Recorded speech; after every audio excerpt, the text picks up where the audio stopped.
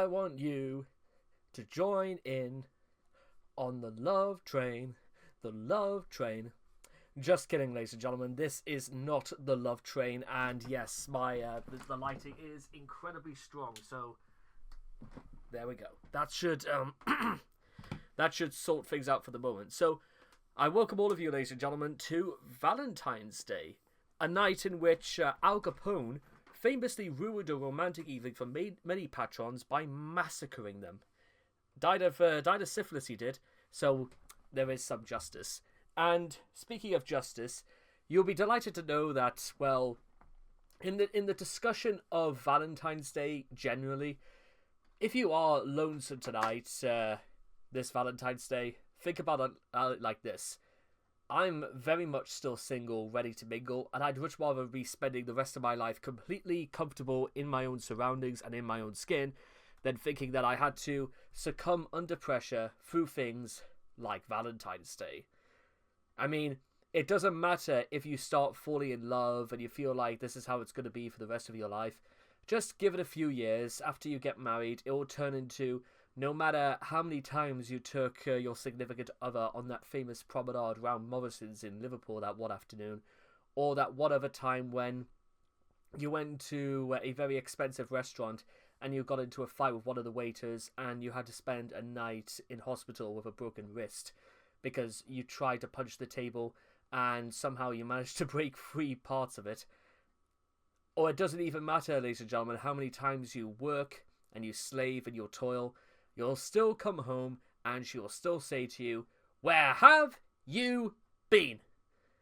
And I'll always tell her, I was at work. What do you expect me to do? Yes, but you don't work from home, do you? That's it. I'm going to my mother's again. And she storms out, and then 5 minutes later, you're sitting on your one part of the sofa you're allowed to sit on, and you think to yourself, idiot, she doesn't have a mother.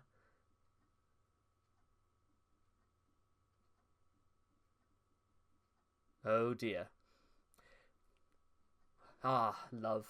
It's a fantastic thing. I say that, but literally one of my neighbours around the corner, he's been married now for 47 years to the same woman. I mean, getting married 47 years to different women, that would be easy, but hey, he's on the cusp of a golden wedding anniversary. How many people do you know, ladies and gentlemen, that are celebrating their golden wedding anniversaries, or even a silver anniversary, or even 10 years, or even how about 10 weeks? But before you can get divorced, ladies and gentlemen, you first have got to get married. But in the case of a Christian Weston Chandler, the prospect of marriage has quite frankly eluded his rather slimy, greasy grip. Probably for the best, especially if you are aware of the reasons why most people are sort of not really attracted to Chris. Like, at all. But let's not get ahead of ourselves. Let's get down to it. Or rather, let's get straight into the Lovequest. I do not know why I would expect any woman to be attracted to me in public. This is Chris for pretty much the only single moment in his entire life that he's actually had any sort of clarity. Except for me, the fact that I am handsome. Too late, yep. So, I mean, just think, ladies, look at this absolute bunion of strength right here. The Lovequest, or Sweetheart Search, was the longest real-life saga of Christian Weston Chandler. His goal was to obtain a girlfriend, whatever else. The stated purpose of the Lovequest was to meet the woman who would be his true love, solve all of his problems, and bear his daughter, one Crystal. The Lovequest represented a focused effort to do everything in his power to achieve romantic fulfillment, except, of course, improving himself. Case in point, his appearance, his clothes, his economic standpoint, his career prospectus, his society, his morality, his morals, basically a lot of the things that eventually you would want to be quizzed on, especially when it comes to the aspects of forming any sort of significant relationship with one significant other. While Chris maintained a belief in waiting for marriage to have sex due to his religious principles, or at least waiting until fully committing to a romantic relationship after at least 3 dates, or three times before he decided he would want to release the vow. Chris may argue the point about waiting until marriage to have sex, but that does not exactly stop Chris from releasing the valve a few times a day, if that makes sense. I mean, what else does Chris do during his days? Let's be honest. Chris started moving away from the idea of being faithful as he interacted with a number of fake sweethearts, down to wanting sex from Jackie first and foremost when he started communicating with her, and later being open to being in an open relationship where he could sleep with other people rather than a monogamous one. Because of this, Chris's antics are derisively referred to as the fuck quest, or the Russell Brand quest. Actually, when you think about it, Russell Brand is probably not the most appropriate word to use under the circumstances, but considering some of the Chris has said in the past, actually, yes, that's what I'm going to call it. I'm going to call it the Russell Brand quest when it's referred to as the fuck quest. Oh dear, I am so fucked. It's unbelievable. Dear me. For over a decade, from 2003 to 2018, the Lovequest was ongoing with Chris, unsurprisingly, not having made any progress whatsoever in finding one romantic partner. In April 2012, he lost his virginity to a prostitute, which was mainly motivated by a fear of going to jail for the Michael Snyder incident. He ultimately got a slap on the wrist instead of having to serve hard time. Though considering that prostitution at that time was still illegal in the state of Virginia, and Chris fully and openly gave a story about what happened, I'm surprised that Chris was never slapped on the other wrist for this. Anyways, during early 2018, Chris was brainwashed by the idea guys into ending his love quest. He was told that he was happily married to several of his fictional OCs. And as everything else, Chris just sort of accepted it for some reason. Unfortunately, that was not the end of the story, as Chris went from believing in this marriage to eventually having sex of very questionable consent, aka no consent, with his own mom, which did result in Chris serving hard time. I disagree. Chris did not serve hard time. He spent 2 years in the nick and then was released through one reason or another. I've heard it said that he was released because lack of evidence, or there was only like a certain amount of time they could actually keep Chris in the nick for the reasons stated. Again, I'll have to cover this in more detail when we cover the entirety of the Bob saga when it comes. I don't really know what to call it now. Anyway, just think, guys. This is an artist's interpretation of someone from Left 4 Dead being chased by a behemoth, which is not exactly the most unlikely of ways to picture Chris, ironically. Origins. The catalyst for the love quest was Christian's encounter with Sarah Hammer, on whom he had a crush. During his move back to Ruckersville and his enrollment at the Piedmont, Virginia Community College, this occurred somewhere between June of 2000 and October of 2003. Sarah is presumably the first woman of any significance to tell the ever-naive Christian, "I have a boyfriend." Chris was surprised to learn that his childhood gal pal was romantically involved with a local magician, Wes Isley. Upon making this discovery, he quickly developed an intense jealousy of Isley, who he didn't even know, and resentment towards him that would set the state of mind for the impending quest. Throughout 2003, Chris passively expressed his longing and envy by way of Chris plus Sarah life shares and the song BFFs, Best Friends Forever. It is clear that Chris had at some point decided Sarah was supposed to be his soulmate, although perhaps not until he learned she was unavailable, and had difficulty accepting that this would not be a possibility. In 2005, following Sarah's breakup with Isley and hookup with one William Spicer, he dealt with the situation more openly and publicly in Solitude Issue 2. The acceptance perhaps stemmed from his turn to a new object of infatuation, which we will get to very shortly. Epiphany. According to Chris, the genesis of the Lovequest proper was his 21st birthday, the 24th of February 2003. On this date, he was kicked out of his college English class after a dispute with his teacher. Chris claimed the teacher ejected him simply on account of his autism, which of course bears no resemblance to reality or professionalism. When asked about it again later by a certain girlfriend, he deigns to mention that it may have something to do with the fact that he belligerently slandering classmates and making racist remarks. What a gentleman. At any rate, while waiting for his next class, Chris sat and cried his eyes out, resenting that there was nobody to comfort him like there was at his graduation. Shortly thereafter, he resolved that he needed a girlfriend. Good to know that that's the conclusion Chris draws to. Like, really? But to each their own. I don't know if it was like at this moment. I think it could be suggested that the only reason why is because it was somebody for there to be there for Chris. But unfortunately, that's usually the sort of thing like somebody who definitely would be the victim of something. And Chris was in no way not the victim here, considering that, well, these statements are quite hard to, what's the word, dismiss, and we will get to these when we talk about Chris's time at Piedmont, but that's definitely for another day. Presumably, the connection between these events is that Chris felt hurt and ostracized by his punishment, leading him to recognize his need for someone who would appreciate him unconditionally. However, Chris further states that the Lovequest officially began in August of 2003, suggesting that he waited 6 months to actually execute his plans.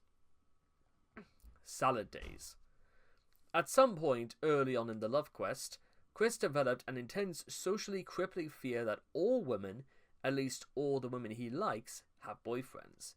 Since his autism causes him to approach social tasks in the bluntest manner possible, it can be inferred that his initial approach was to walk up to women out of nowhere and frankly ask if they would go out with him. Yes, the only reason I can suggest, maybe Chris saw The Notebook and thought that the only other way to do this is to emotionally blackmail people by hanging off a Ferris wheel. Have you guys ever seen The Notebook? I have, and it's another 90 minutes I'm probably never ever going to get back, so there you are. It may be further inferred that Chris's unrelenting persistence made it extremely difficult for a woman he liked to get rid of him, short of claiming to have a boyfriend. In any case, Chris quickly lost nearly all of his confidence in talking to women and developed an irrational hatred of boyfriends or jerks, i.e. all men everywhere except himself and his father.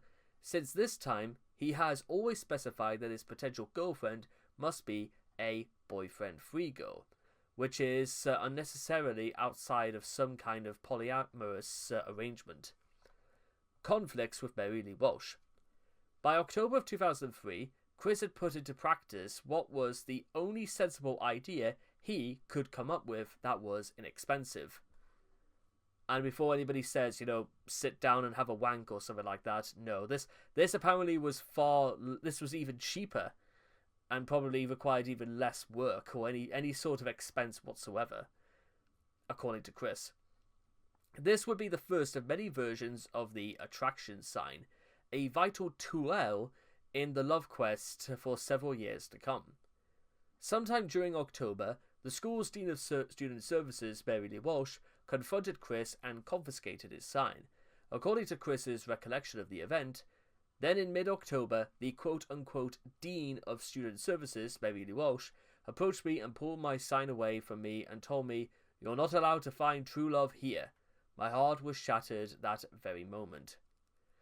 The 3rd of May 2009, that Chris claims to specify was when this... I'm trying to think to my mind, as 3rd of May... Was I doing my sats around this point? Because literally the date seems about right, but... yeah, it's got to be almost around that date. Interesting. What is far more likely to have occurred is this. Walsh probably decided Chris was making a nuisance of himself and asked him what he thought he was doing. Chris probably delivered a big confusing monologue about seeking true love, and Walsh then likely dismissed the substance of Chris's response with, "You can't do that here." Walsh's point of contention was undoubtedly just the sign, whatever Chris may have to say about it. Undaunted by Walsh, Chris simply made up a new sign, as you do. But a few weeks later, Walsh confronted him again. In late January of 2004, Chris revised his strategy, leaving copies of the Solitude's News Dash newsletters strewn around campus, each one containing a single personal ad about himself. By February, Walsh had cracked down on Chris again, banning the distribution of the News Dash. Owing to repeated violation of campus policy, Walsh took Chris to her office to discuss the problem with him. In Chris's own words, "Then that B-dog ripped up all my notes and dragged me to her quarters and talked down to me very rudely and hoarsely. I reacted with my own attack that she had been asking for the whole time." Whatever this attack consisted of, it resulted in Chris being kicked out of PVCC for a year, and Chris had to take an anger management course and see a psychiatrist for a while. Terrific, Chris. You certainly told her what a Lothario if ever there was one. Chris would later admit that this attack consisted of him having a conversation with an imaginary Sonichu. Now we're getting to it. Before giving Walsh an epic Kamehameha, complete with hand gestures and shouting. After venting about the events in his diary and website, Chris then sent Walsh a note that communicated an intimidating glare in a pictorial fashion. These events were evidently deemed serious enough to get him suspended from PVCC and forced to undergo counselling. Chris has cited 16th of September 2004 as the date of his suspension. Conflicts with jerk-ops. By August of 2004, Chris had expanded his quest to other attraction locations besides PVCC, such as Charlottesville Fashion Square. It was here that he attempted a new tactic, inspired by Excel Saga. What was this? Laying a red string of fate across the mall floor, from which he would try and fish in potential soulmates. Needless to say, spoiler alerts, this didn't work, but this inevitably led to a confrontation with mall security, making this Chris's first recorded encounter with the jerk cops. By September, Chris had somehow learned that loitering in public places with a sign advertising his services as a boyfriend made it look like he was trying to sell himself like a new car. But he still managed to miss the point and believed that this was something he could work to his advantage. He continued to have confrontations with mall security until the 11th of September 2004, when he was arrested, handcuffed, and forbidden from entering the mall without one of his parents. With both of his attraction locations denied to him, Chris, still not really getting the message across, became more lonesome and depressed than usual. In his diary, he expressed an interest in asking Santa Claus for a girlfriend. According to emails leaked by Jackie, Chris was completely serious and believed in Santa until he was 24 years old. Oh dear. Anna McLaren. Now we get into the actual stories about Chris's sweethearts, I suppose, but there you are. At some point in 2004, Chris had expanded his activities in the mall, which included pacing around a lot, playing video games on his Game Boy Advance SP, shouting at walls, or singing random songs from memory now and then. You know, it wouldn't surprise me if it was because of Chris's shouting at walls is what brought about the introduction of what they call quieter hours to accommodate for people with autism. It wouldn't surprise me if Chris was not as a direct cause of this. In fact, I'd say it 100% was, but there you are. He was then apparently infamous. He was apparently infamous to Anna McLaren and her friends by the time he finally worked up the nerve to enter the PacSun store where Anna worked to strike up a conversation with her. Anna handled herself as politely as she could while having zero interest in his pathetic romantic overtures, and apparently convinced him that she was off the market. Despite becoming one of Chris's closest friends then after, Anna would later document the 2004 incident in a 2006 blog post, confirming that, despite whatever good qualities she sees in Chris, deep down she knows he's a few electric hedgehog Pokemon short of a chaotic combo. I mean, she's not wrong, and to be fair, well, considering what Chris would... in hindsight, yes, but there you are. Hanna. On the 29th of March 2005, Chris, who had somehow regained full access to the mall, momentarily believed his prayers had been answered when he was approached by Hanna, a girl who worked at the local Starbucks. She invited Chris to have coffee with her. Chris quickly overreacted to this sudden reversal of fortune, calling his mother and showing Hanna his entire Sonichu scrapbook. As you do. However, Anna later informed Chris that Hanna was simply trolling him for the lulz. In shock, Chris confronted Hanna, and when she admitted the truth, he ran away screaming, "Nah!"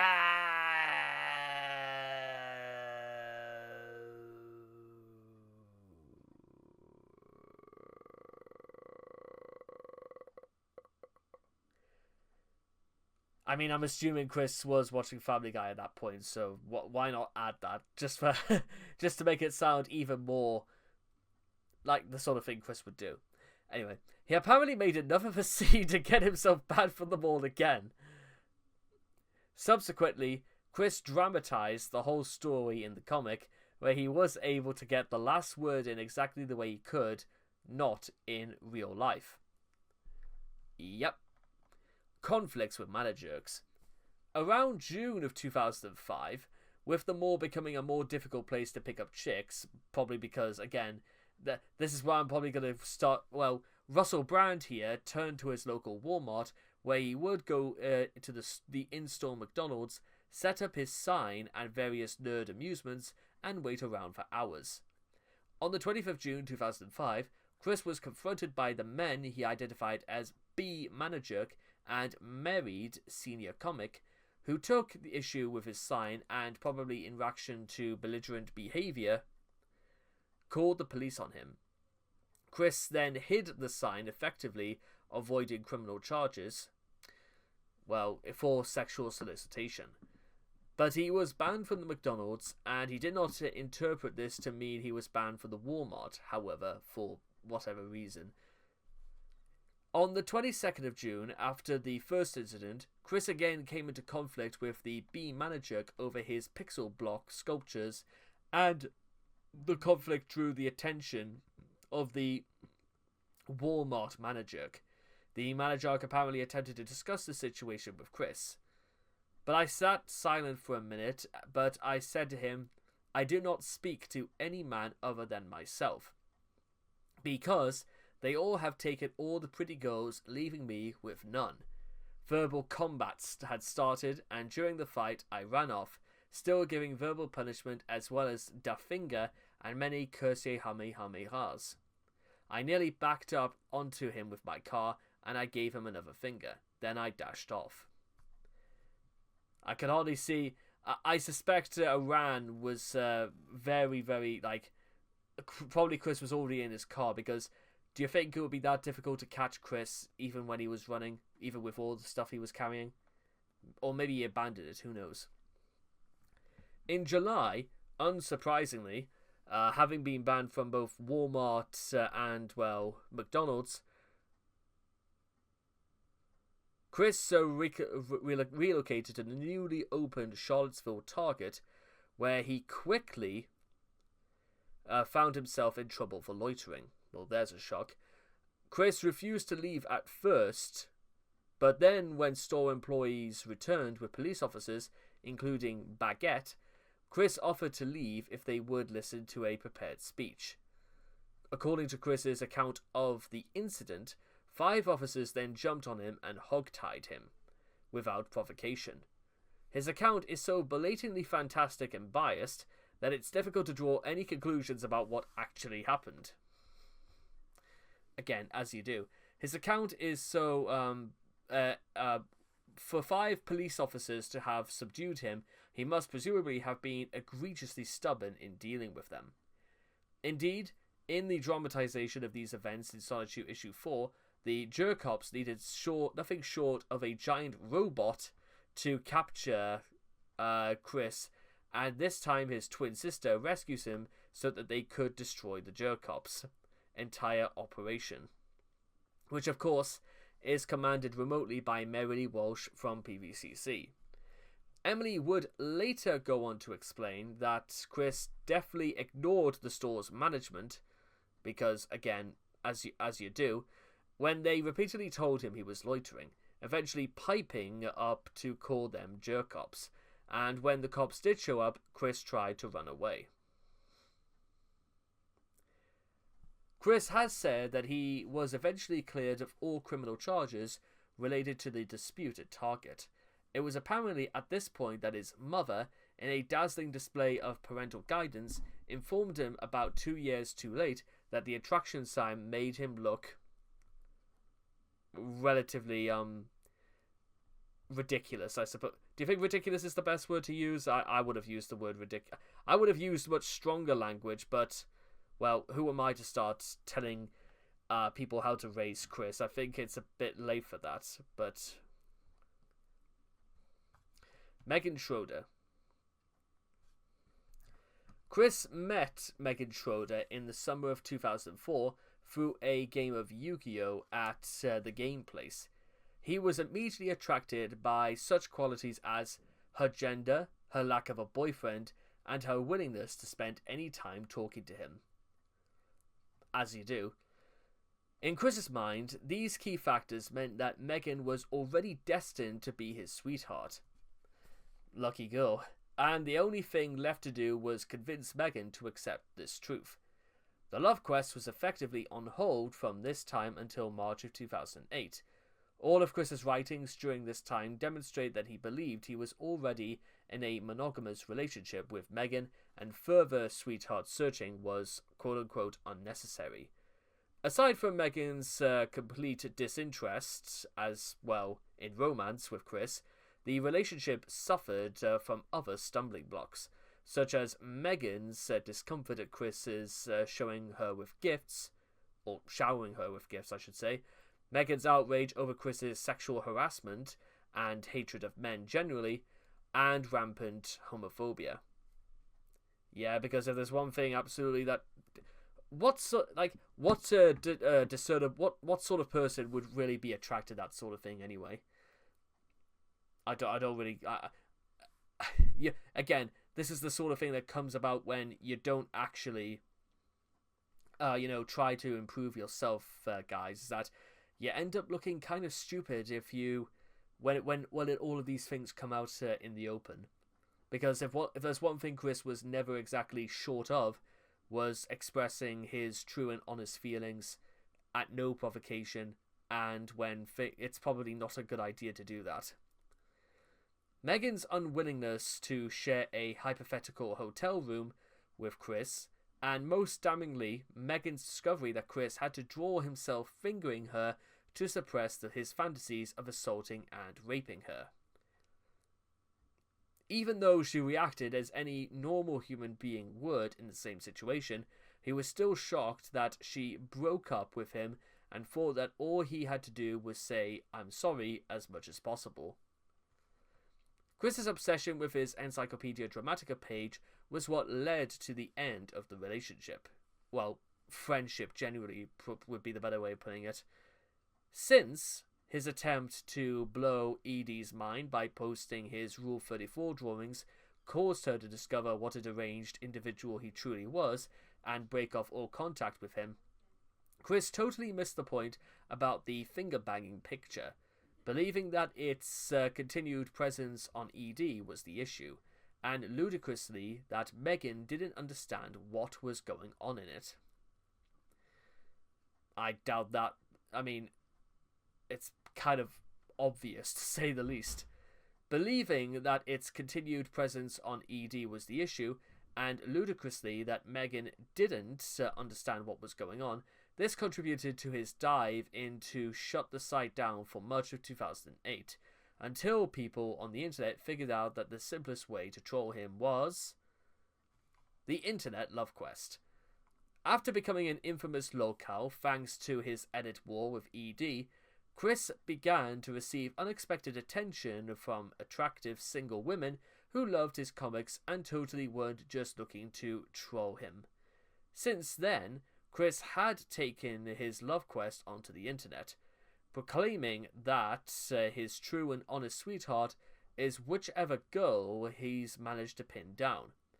Chris, or someone impersonating Chris, has at least one point attempted appealing to Yahoo Answers on how a lonesome fella can attract a boyfriend-free girl, going as far as mentioning his previous tactics and even asking his answerer to be his sweetheart.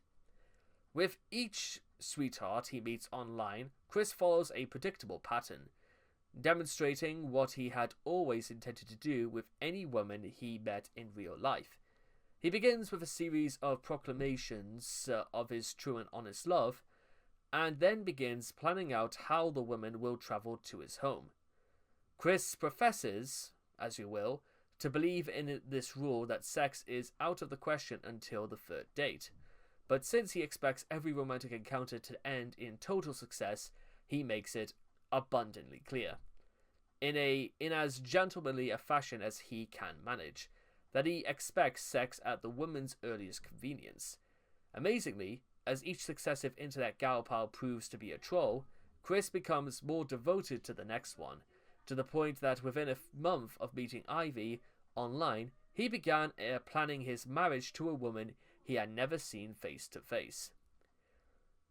Desperate, or whether or not it was the only way to really anchor one woman down, as far as Chris was concerned, you tell me.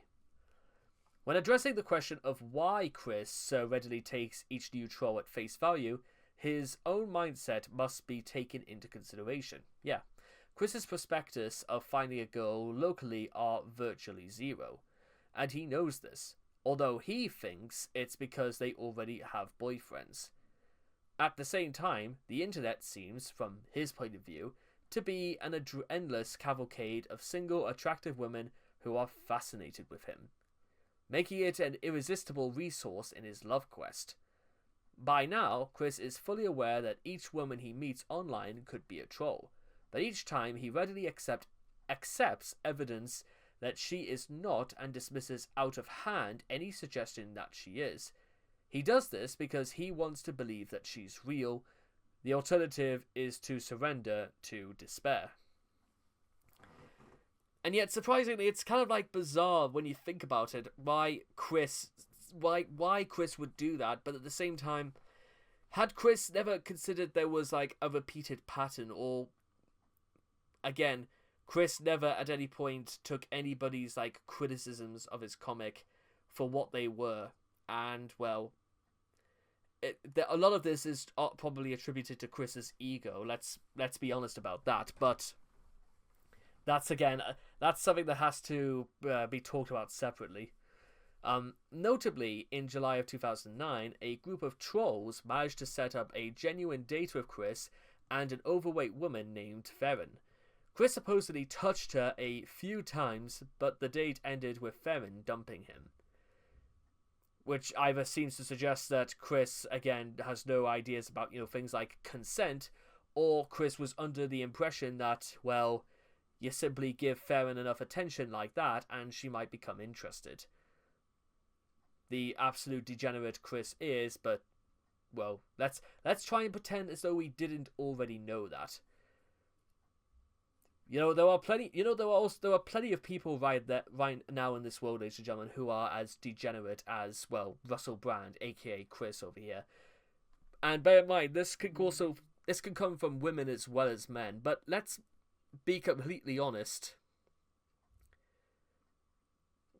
The difference, ladies and gentlemen, is that, well, the sort it gets out of hand when women do it without consent. It's when you don't ask for consent and you just do things without asking if the other person is okay. That's when things like this always become an issue. Then again, if you were ever asked to do something like this in public, you could get an indecency charge and stuff like that. But I don't know why Farron didn't think about actually making a pretty serious complaint about Chris right there, but, well, not giving Chris what he wanted, at the very least, is one way of communicating it. And do you suppose Chris was ultimately that upset by the entire experience? Probably not. Returning to real life. In Chris's final chat with Sarah May from early March 2009, he claimed that he planned to give up looking for a sweetheart online, and returned to searching for a girl in local Charlottesville. Trolls everywhere rejoiced, for this could only mean one thing: a return to the fabled attraction sign, and the days of his exploits against the jerk-ops and his other IRL misadventures. This effort only lasted for so long, however. Chris's first attempt at a real-life date with Emily ended in tragedy, for him at any rate.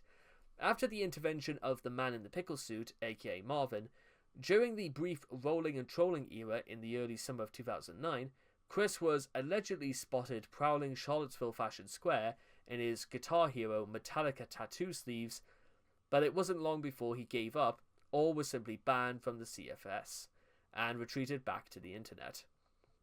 In late October of 2009, after a long hiatus, the sweetheart cycle began again, with the advent of the incredibly disturbing I Love You, Casey. Chris initially found success in his campaign to pry Casey away from her current boyfriend, Liquid Chris, even managing to meet her in person on multiple occasions. Later, though, the relationship collapsed under the weight of Chris's bizarre and disturbing behavior. I mean, trying to draw, your Liquid Chris being shot in the legs or stuff like that, it's pretty disturbed, to say the least. The opening months of 2010 saw Chris land himself in romantic misadventures both in reality and online. Meet a real person, the wallflower, like Megan. However, she rebuffed all his attempts at a more than friendly relationship and eventually cut off all contact with him. But meanwhile, one of his online personal ads led to an extended conversation with another potential sweetheart. But Chris tripped over his long duck long before we ever got a chance to meet Jackie in real life. Despite this, Chris believed he had found another way to attract females, this time via Flipnote Tina, which is, despite being accessed on a DSI, still on the internet, between the 17th of June and the 2nd of July 2010. Chris ignored Flipnote Tina's family-friendly policies, as Chris has always done, and attempted to use it like a dating site. A lot of Chris's tags towards female members were flirtatious to a point, and he even made a flip note calling out to every woman he had tagged or tagged him. However, despite the trolls swarming in to attack, non-troll responses were made by girls he tagged, most of whom were in their tweens to early teens. Yeah, whether Chris knew that or not, I will leave up to your imagination. But who knows? I dare to think. 2014 to 2017. Chris made numerous OkCupid profiles and successfully attracted a sweetheart through it, Catherine. Once her gig was up, Chris began to plumb the depths of derangement with videos, advertising himself to women of any orientation, since, as a trans woman, Chris believes he now physically appears to be straight, bisexual, and lesbian women all at once. What? In Sonichu issue 10, Chris revealed images of his imaginary future wife, Lovely Weather. In September of 2017, he remarked that he had fulfilled his comics prediction, following his entering into a relationship with his newest sweetheart, Jessica Quinn. However, this was not meant to be. as she broke up with him in early October of 2017. He posted on Facebook a few weeks later saying that he did not need a significant other to define himself, hinting that he may have given up on his love quest, but only time will tell. In January of 2018, prompted by the Quick Sonichu prequel fan comic, Chris gave his thoughts on the love quest. I really worked too hard on something I should not have pushed too much on. Well, as is with everything else you've ever done, Chris, but don't let that distract you. The love quest, I really should have focused more on Sonichu, his life and all of that. Instead, I did too much with myself. I was more selfish back then, and sort of still are. I really regret that I was. It has done a lot of damage to everyone around me. I mean, you're not wrong, Chris. I'll tell you that much. You're not wrong there. However, the Idea Guys and the end of Chris's love quest.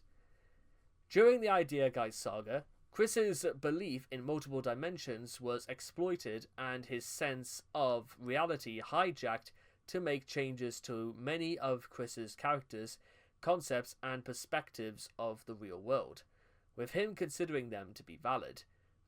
Ideas involving the love quest include Chris being brainwashed into thinking of himself as bisexual, Chris believing he's in a polyamorous marriage with his imaginary friends. Beginning in March of 2018, Chris's already weak grasp on reality, having been eroded further under the Idea Guy's influence, he believed himself to be in a polyamorous marriage with Mewtwo and 3 of his own fictional characters. By April of 2018, the Idea Guys had manipulated Chris into believing that he was bisexual. In April, Chris recorded Dick Licker, That Is I, a video of him giving his imaginary husband, Magi-chan, a blowjob. 2 weeks later, Chris flirted with Brian Frogboy over the internet. He also began to kiss men on the cheek in public, Fan Kopitz in May, and several attendees at the Too Many Games convention in June, leading to him being kicked out. Gee, I wonder why. Chris's belief in the polyamorous marriage was so strong that he told Wickers, a female fan cosplaying as him, that he wasn't interested in dating her. Through no provocation whatsoever, as you might have suspected. And July of 2018, he also rebuffed a professed potential sweetheart, Miss Cherry, showing no further interest in finding real-life China for himself. The love quest has come, if not to an underwhelming yet bizarre conclusion. At least to a long interlude not quite like anything before in Christory. It seems that, in a sense, the real love quest was the friends that Chris made along the way, that eventually blacklisted him. Quite literally. And that the only people that actually would consider themselves, eligible for being in a relationship with Chris at all, would ironically be the very ones that don't exist. That's actually quite funny when you think about it. In a funny, not funny sort of way. With that being said, even in this state, Chris occasionally indicated his disappointment in not finding a romantic partner that actually exists. In one such post, he once again blames the trolls for his inability to find women, instead of making an effort to reach out to someone offline that doesn't involve waving a sign around or loitering on private property. With what Chris posted, or whether Chris projected, that he had a good Valentine's Day and that all the trolls were miserable, when in actuality he spent it holed up in his house with his mother and pets, probably still depressed about his lot in life. Additionally, while speaking to Kawaii Sandbag, Chris indicated that he was still lonely and had considered one of the members of Praetor for a potential relationship, but put it off under the belief that Magi-chan would come across it in 1218. Torn between his imaginary lovers, Fiona, Bella, and several other potential candidates for a lover, Chris chose another way out. Prison. The real final end of the love quest. The true end of the saga was made clear near the end of July of 2021. The boyfriend-free girl Chris had searched for all these years had been hiding under his nose and a pile of garbage this whole time. Unfortunately, this end was not what it was all to be pictured, and it resulted in his longest exile from the internet yet, as well as lots of infamy on and off the internet. Even though he has been released from jail, the Lovequest has mostly ended at this point, with Chris still claiming to be married to 4 of his imaginary lovers. Despite a fair bit of evidence to the contrary, Chris doesn't actually consider his new companion Flutter to be his girlfriend, and claims to need no bitches. I don't know where you can work that out, considering Chris never had any bitches, but, well, again, let's pretend as though we didn't already know that. Oh, well, actually, when you think about it like that, yeah. How long this relationship will last, and whether it will remain ambiguously friendly, evolve into something more explicitly romantic, or completely deteriorate is impossible to know at this stage, despite how many trips to Finland Chris will be taken on. Yeah, we don't even know what the point of those trips are. But in case you're also wondering, the only thing left to say is, well, these videos of Chris and, videos about Lovequest and, well, yeah. I wish I could say that there was anything else to this, but unfortunately, well, there kind of isn't. I know, kind of like a bizarre way that everything sort of comes to an end, really, because, well, I feel like, to be honest, when it comes to love, they say a gentleman never tells, but unfortunately, Chris is not a gentleman. He's a complete loser and absolute prat, to say the least. It's ironic here. It's ironic the way that they drew him this side, because let's be honest, Chris pretty much always was a total boob anyway. But again, pretending we don't already know that, there's also going to be other things we have to divulge on separately, such as why doesn't Chris improve himself, or rather, why does Chris suddenly feel as though he is entitled more than anybody else to actually be in a relationship? I do know that apparently the limited series Absolute Boyfriend apparently was meant to be released in 2003, but unfortunately for Chris, one of the things that Absolute Boyfriend does quite differently to Chris's Bizarre Love Quest is that, well, it's actually quite a good story.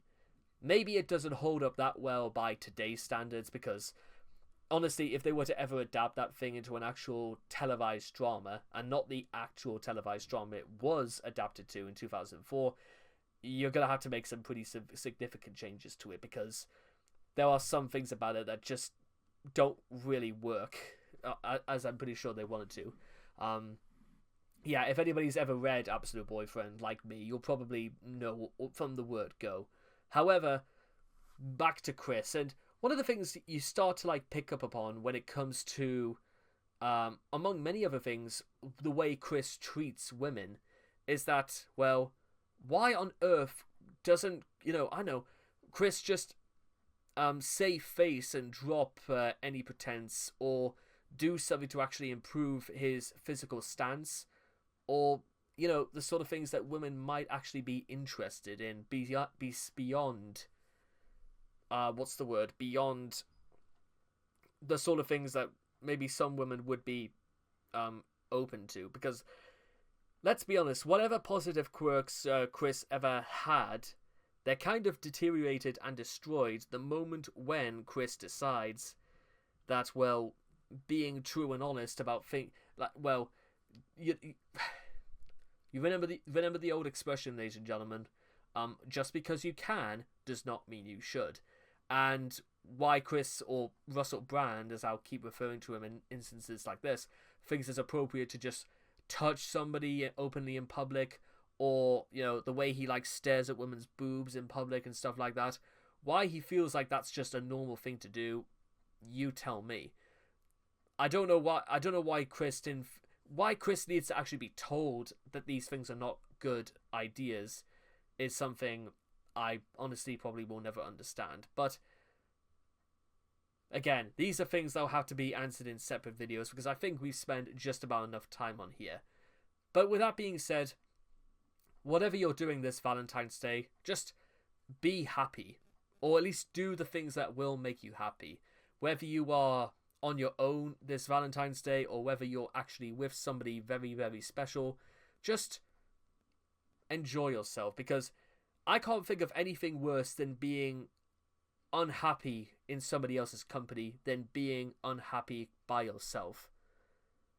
Because there comes a certain point, I think, when you're by yourself that you sort of maybe kind of get used to it a little bit. So the pain feels somewhat numbed as opposed to, well, being with somebody you don't want to be with.